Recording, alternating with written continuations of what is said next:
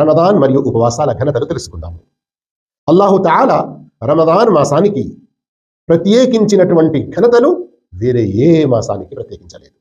ఒకటి, దైవ దూతలు ఉపవాసమున్న వారి గురించి ఇఫ్తార్ వరకు, సూర్యాస్తమయం వరకు అల్లాహతో క్షమాభిక్ష కోరుతూ ఉంటారు.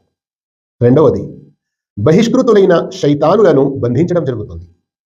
3, ఈ మాసంలో ఒక ఘనత గల రాత్రి ఉంది, అది 1000 నెలల కంటే కూడా ఎంతో శ్రేష్టమైనది.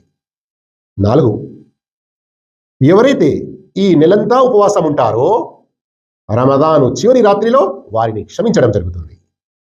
5, రమదాన్ మాసంలోని ప్రతి రాత్రి అల్లాహు తఆలా అనేక మంది నరకవాసులను నరకం నుండి విముక్తి కలిగిస్తాడు. 6, రమదాన్ మాసంలో ఉమ్రా చేయుట హజ్ చేయడంతో సమానం. ఇంకా ఎన్నో ఘనతలున్నాయి, కానీ కొన్ని మాత్రమే చెప్పడం జరిగింది.